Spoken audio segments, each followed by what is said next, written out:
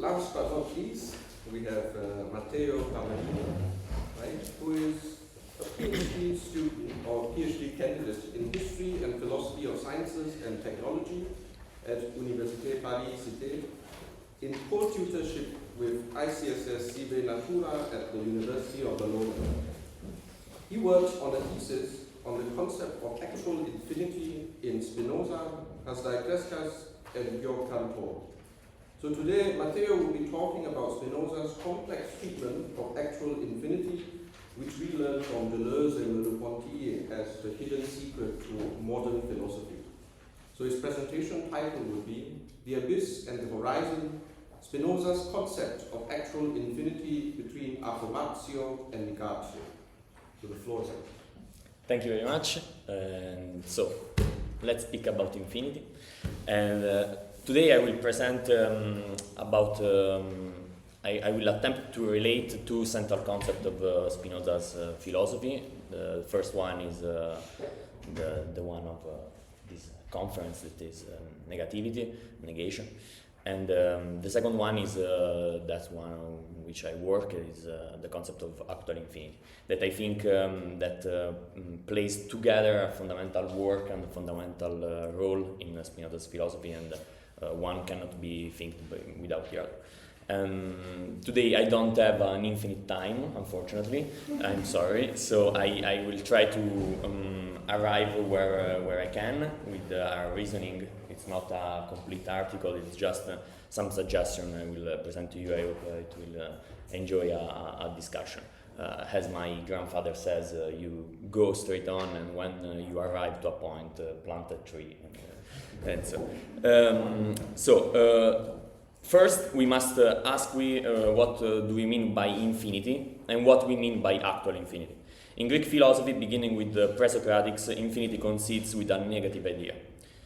Anaximander's a-peiron begins with unlimited as the opposite of peiros, that is, which is finite, limited, and perfect. The same is true for Plato, who states in the Philebus that everything is given by the co-presence, the mixed tone of a-peiron and peiros, of unity and multiplicity, the infinite dyad, etc., etc. This concept is fully developed by Aristotle, for whom the notion of infinity comes to coincide with that of matter, of formless power, and therefore opposed to form, as I think every one of us know. So the infinite for Aristotle and for the Greek notion of a-peiron is like the horizon, I suggest. It's like something that we never can conceive. It's by definition, something that we never arrive to. But through the history of philosophy, the convergence of several different opinions, as that one of Dan Scott, or all the reflection of categorematic infinity and categorematic infinity. There is a long tradition with minor authors, not well known. For example, also in the Jewish thought, as for example, Hasdai-Kreskas, on which I'm working, that started to think about a different concept of infinity that is positive, and I suggest to use the metaphor instead of the horizon as an abyss. So something that is complete, is limited by some borders, but in itself has no bottom.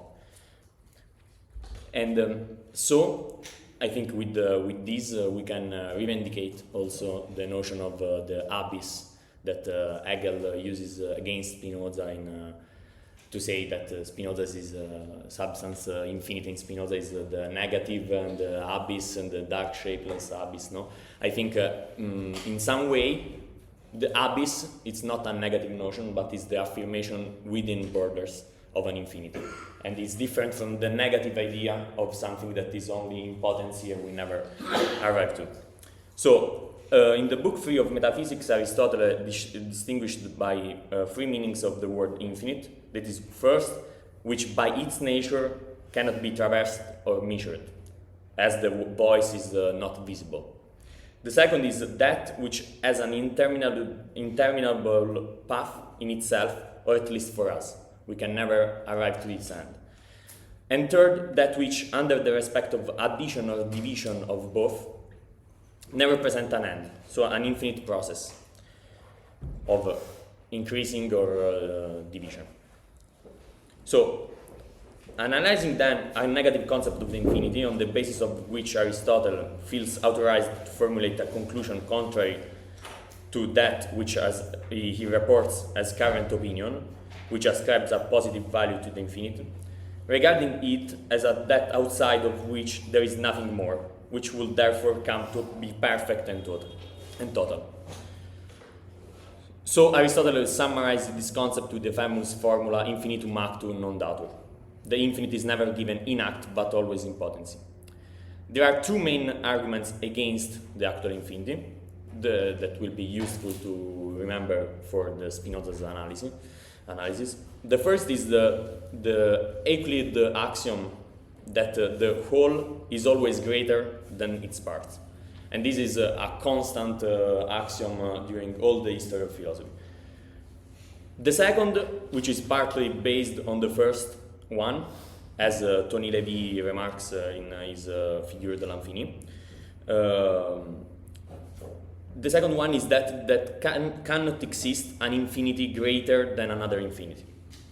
And this is always an argument that we used to all the philosophers.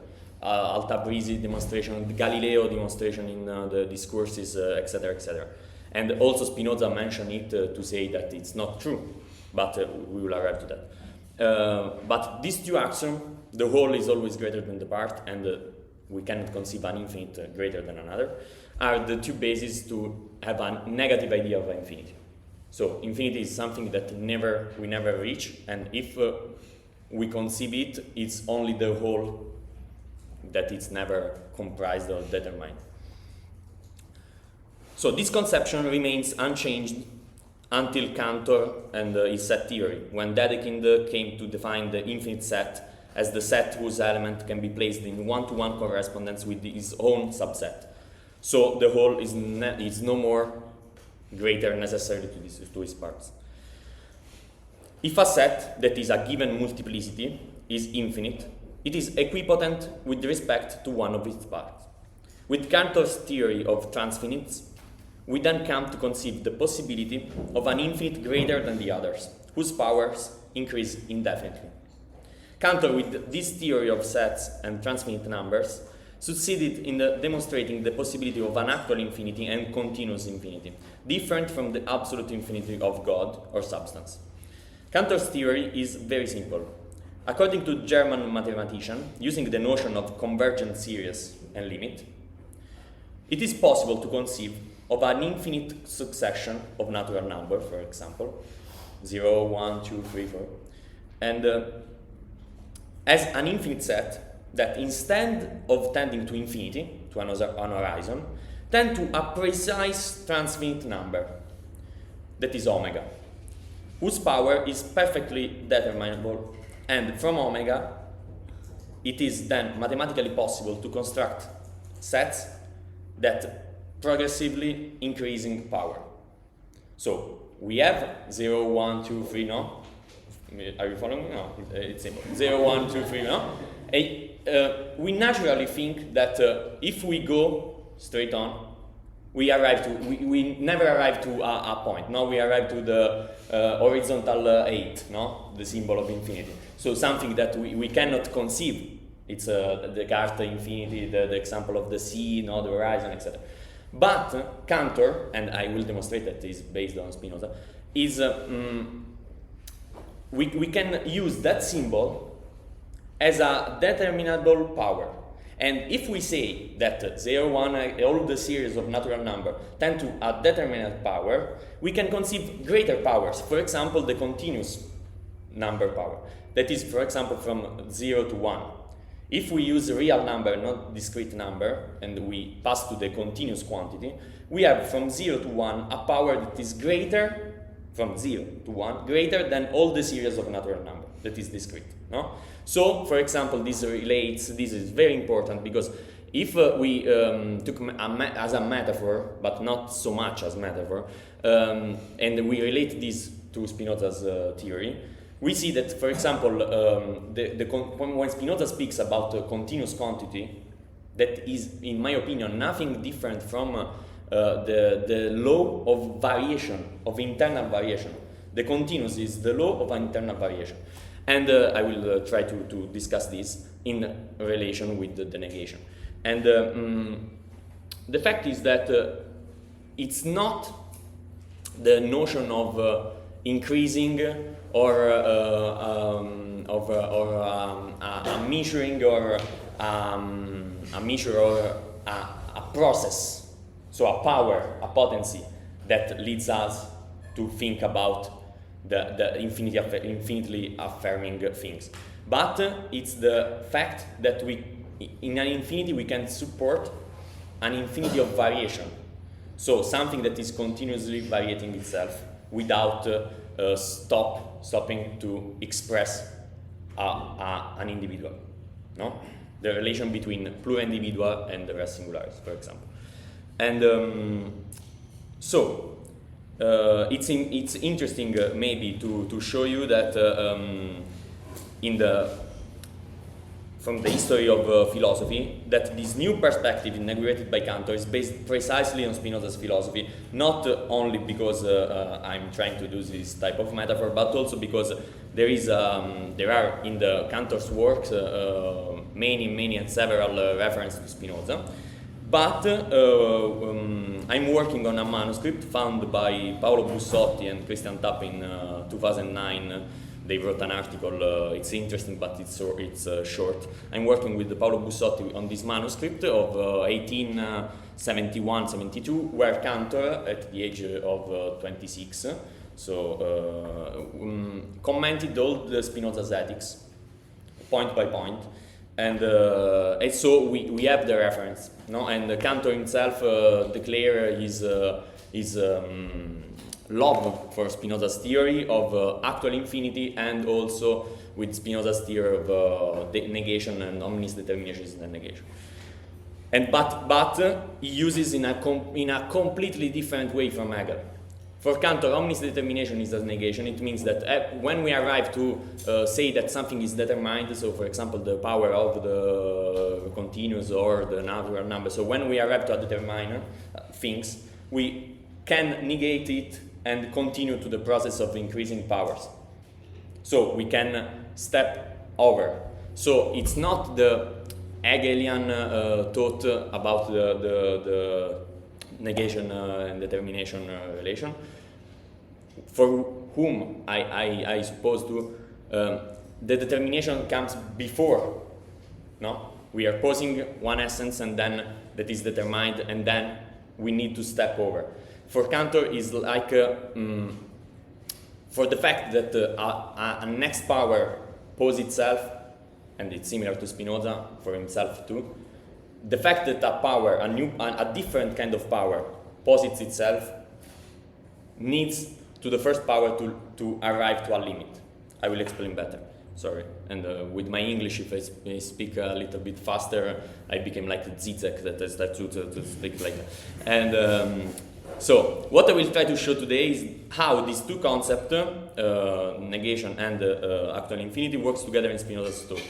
To do so, I will analyze what is the concept of infinity in Spinoza, analyzing briefly the letter 12, and finally I will try to draw some conclusion, which I hope will provoke some debate then, and by asserting that both infinity and negation function for Spinoza as different concepts for expressing internal and external variation, and in a more general sense, difference, and that this has to do not only with metaphysics or mathematics, but especially with ethics.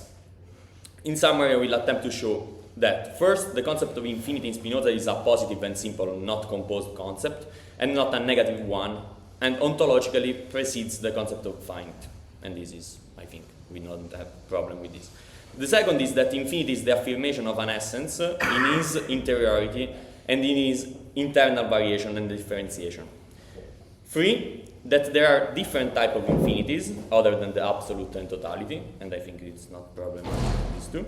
4th, that these infinities remaining positive admit a negation, insofar they have limits, and limits admits negation.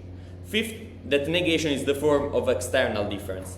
That is, I'm basing on some reflection of Lorenzo Vinciguerra, Spinoza, Leuven.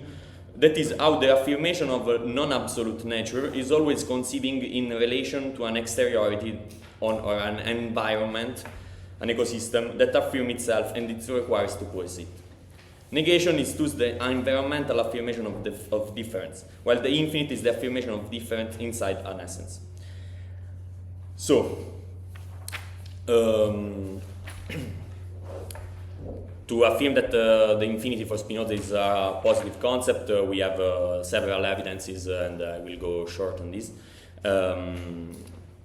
So, for example, in the Tractatus Emendatione Intellectum, we find that the names given to things are only in the intellect and not in the imagination are often negative.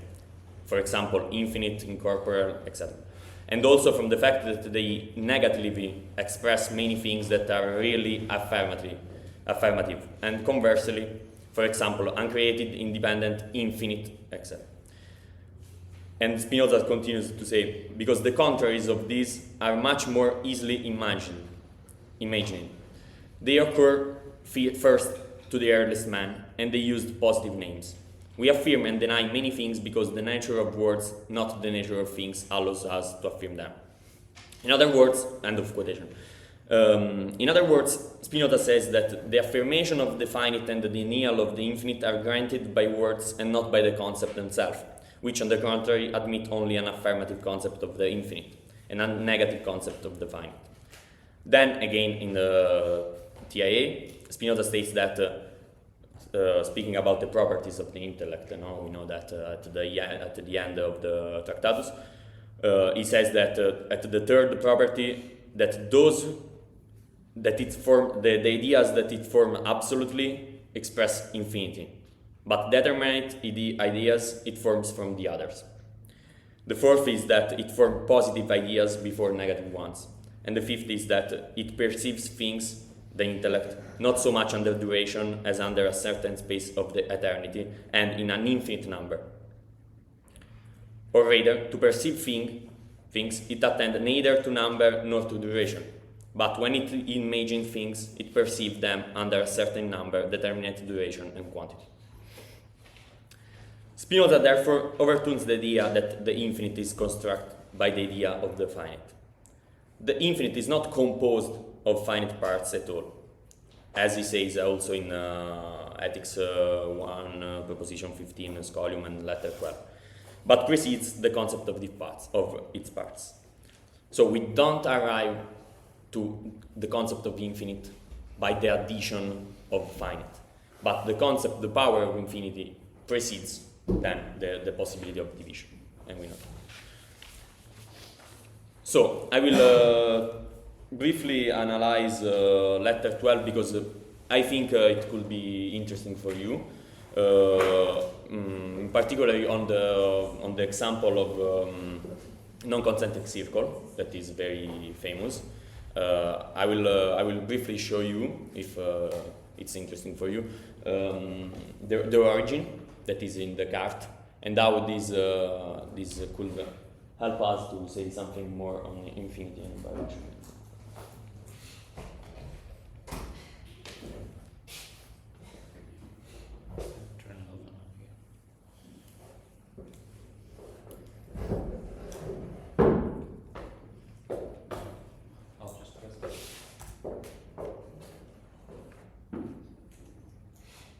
I always taught slides.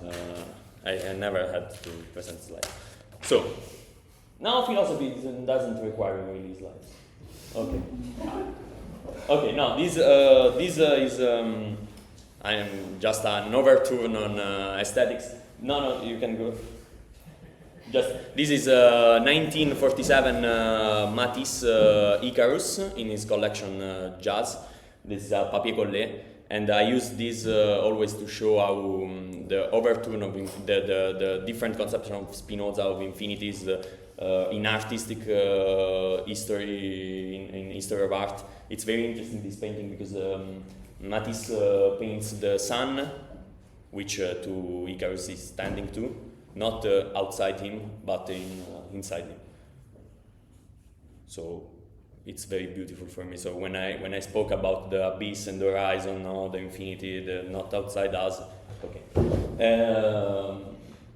This also helps to imagine, but if we imagine, we can't conceive infinity, so it's useless. Okay. So in letter, I'll go fast. The question of infinity has always seemed to everyone very difficult and inextricable, and we know it's the starting of letter 12. This is the confidence with which the Dutch philosopher offers us his solution is disarming. He says, okay, I resolved the problem of infinity for the century and for you, for in eternity. Through the letter, it seems lucidly convinced that the nature of infinity poses no problem for philosophy, provided, of course, that the concept is correctly understood. And he states the three well-known distinction between which is infinite by virtue of its definition, which is infinite by virtue of its cause.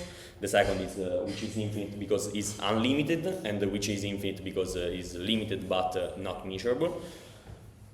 And which is conceived by intellect, and which is also can be imagined. And we have these three distinctions with which, in Spinoza's opinion, we can solve every problem about infinity. But first, I want to say that considering the second terms of the three distinctions, we can see how Spinoza is asserting precisely something revolutionary. So the existence of a caused infinity. No, the second term. Something can be infinite without being the first cause. That was for Aristotle. And so there is the infinity of natura naturata, no? The infinity of the universe, the infinity of caused things. Then, because this is interesting, because when we think that something is caused, we think that it has a principle. And how we said before, when we say that something has a principle, we imagine that it's limited. And if something is limited, with the general idea of infinity, we think that something which is limited is not infinite, because it stops at a certain point. But if we change the concept of the substance and the totality as something that is reflecting in itself and modificating in itself, and not so the immanent cause and not an external cause, we know that the effect is inside the same infinite, so it could be caused, the modification, and infinite as well. The second distinction on which I will focus, that is, in my opinion, the most interesting, is between which is no limits and which has limits, a maximum and a minimum, but the parts are not measurable. Not the parts. It has an infinite variation that cannot be determined by number, that is the count of parts. So if we are asking how many numbers are in the series of natural numbers, we don't have a number to determine how many numbers. And the third one about intellect and imagination opens infinite question that I don't have the time today to discuss. But it's very interesting about Maimonides, Apollonius, and about Pascal, Malebranche, Descartes, discussion of indefinite and the kind of different kind of knowledge, and that it's very interesting. And there are many references. So just to put that the first distinction is based on Asdai-Kreskas, and it's clearly because Spinoza quote precisely him at the end of letter 12, and there is a large scholar beyond that, Wolfson, Melamed, Harvey, and Tony Levy, and many other scholars. And I think Kreskas' influence on Spinoza is, we can't use the term influence, but no, the idea is that it's very important in all Spinoza's works, also in the Ethics, the proposition 15 that is taken from letter 12, the scholium of proposition 8 of first part, are all quotation directly from the Ora Adonai of Vasilij Kreskas, and I'm working more on that. But now we can pass to the second example, the second distinction of the two non-concentric circle.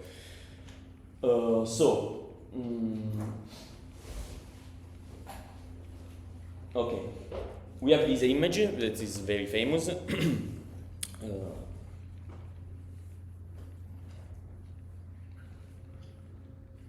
Okay. Spinoza says that to demonstrate which kind of things can be limited but not measurable, so infinite in this sense, uses this example and says that, for example, the sum of the integral distances omnes inequalitates spatii between two circles A, B, and C, D, and of the variation that matter in motion can experience in the space thus bounded exceeds any possible number. This, says Spinoza, this does not result from the excessive size of the space, for no matter how small one may suppose it to be, the sum of the unequal distances, inequalitates, will always exceed any number. Nor does it derive, as in other cases, from the fact that we do not have for these distances a maximum and a minimum, since in this example there is a maximum AB and a minimum BC.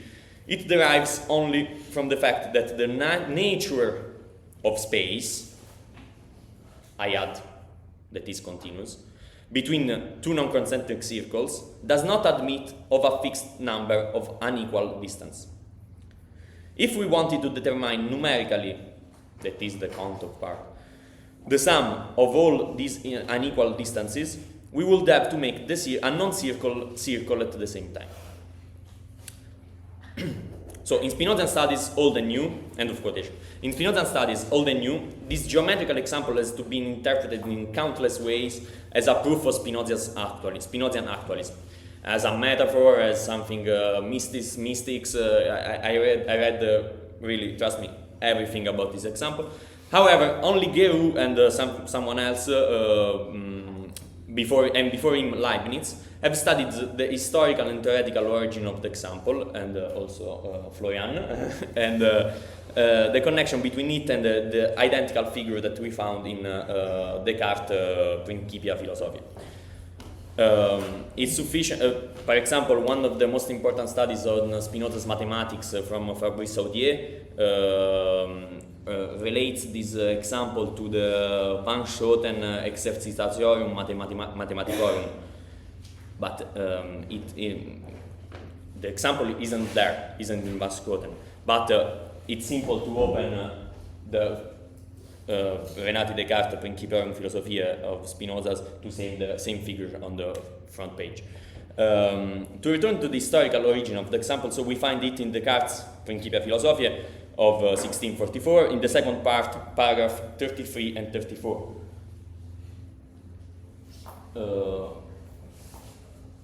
This in Descartes. And the development of Descartes' argument could be summarized as follows. Matter is not composed of atoms, and there is no vacuum. If we take a circular container inside which there is a fluid, if parts of this fluid moves, all the rest of matter must also move. So, if we have a circle, where it is a fluid inside, and there is no vacuum, there is no empty space. So if the part of matter that is in C moves to D, all the matter that is in D should move to A, and etc. etc. No? So if something moves and we have a continuous quantity, everything must move to leave the space and to nothing be empty. But if they are concentric, if the two circles are concentric, the part of matters are always the same. No? So there are no problem to say that the same part of matter here moves there, and it's okay, with the same speed. So we can use this as a continuous quantity that moves. if the circles are not concentric, we have the same reasoning. So the matter in G must be to H, to E, F. Okay, but it should move in the same time. No, because we cannot imagine a time where there is an empty space.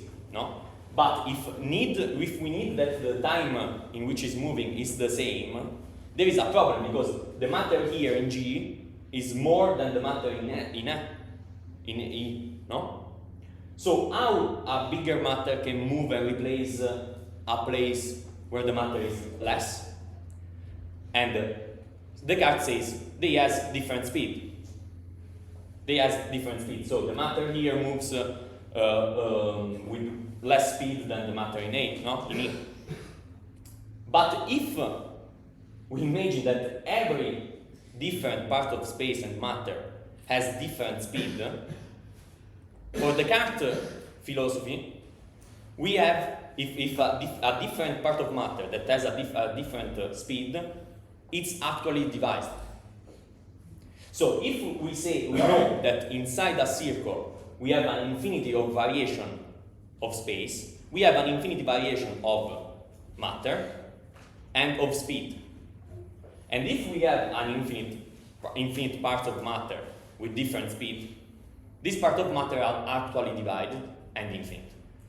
But Descartes arrives to say that, and then you go along. Spinoza is more interested to this part, because Descartes says, yes, it's indefinite and we can't really understand it because our intellect is finite, but it requires it, and go away. But Spinoza takes this example to demonstrate passing from the problem of matter to a problem of space in letter 12. So to the continuous quantity of space. So with this, Spinoza arrives to say that infinity can exist between a maximum and a minimum, and there can exist infinity in act, and there can exist infinities that are greater than others, because the problem is not the largest of the circles. So we can imagine larger circles and etc. So just to finish, 2 minutes, 3 minutes, okay. The first thing is that the most important reader of this letter is Leibniz. In Labyrinth of Continuum of Richard Arthur, we found a great translation of Leibniz annotated excerpts on letter 12. In its notes, Leibniz wrote, its understanded example of non-concentric circle is taken from Descartes, because Leibniz had a copy of letter 12. So in its notes, he notes that non-concentric circle is taken from Descartes. He explains the distinction between different degrees of infinity, and he says, I believe that there are 3 types of infinity, says Leibniz: the immense without measure, difference from the unlimited without limit. And the degrees are omnia, the whole, the substance, God; maximum, that which is infinite in that it has no limit in its kind, the attributes for Spinoza; and infinitum, that which, while having a limit, has no finite number of parts, like the hyperbola of Apollonius, says Leibniz. Finally, in the footnote, Leibniz criticized Spinoza on the problem of the multiplicity of parts.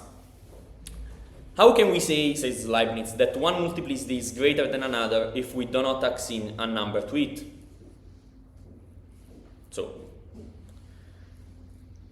and the most important thing is that annotated excerpts of Leibniz are April 1676, and the letter of Cirnaus to Spinoza, the letter 80 of Cirnaus to Spinoza, it's May 1676. So Cirnaus takes really the same words from Leibniz to address Spinoza's, and says, why are you saying that this infinity is not based on the fact that we have a multiplicity of parts, because Spinoza says it's not the multiplicity of parts that found this infinity. So Tschirnaus, it's like the mediate mode between Spinoza and Leibniz, and the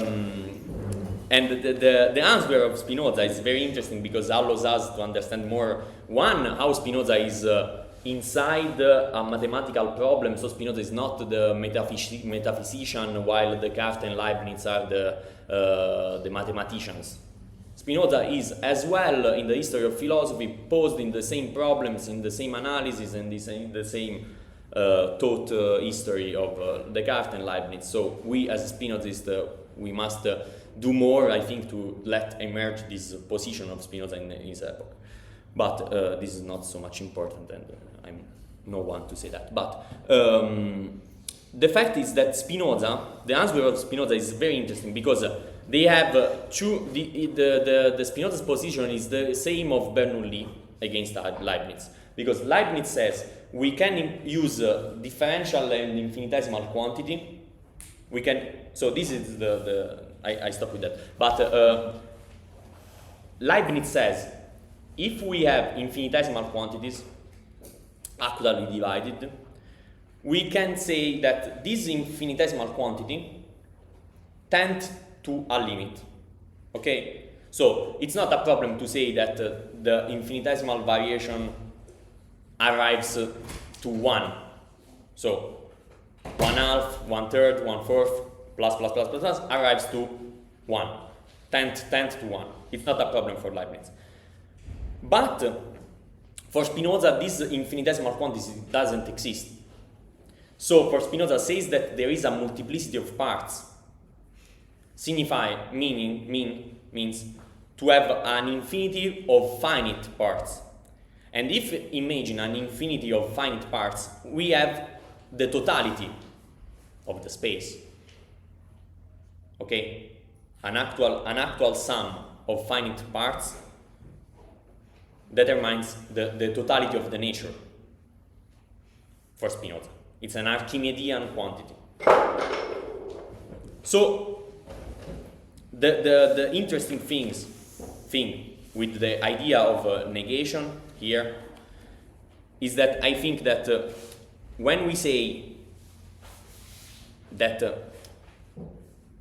this in non-concentric circle we have an infinity, we are saying that the variation, the difference inside this nature doesn't require, in order to variate to other, doesn't relate to other essence, to other nature, or to other things in the same nature. And this allows to say that it has a negation, it has something that is not, because it's not the entire space. So it is at the same time limited, it is at the same time infinite, and it is at the same time it allows us to negate, to deny something of that.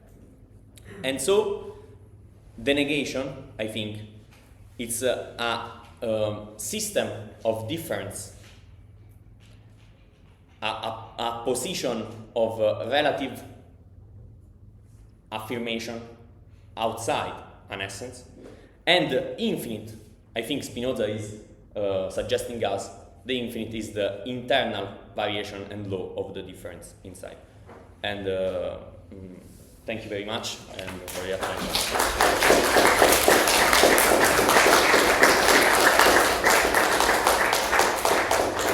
So thank you, Matteo, and also let us thank all three of our speakers once again for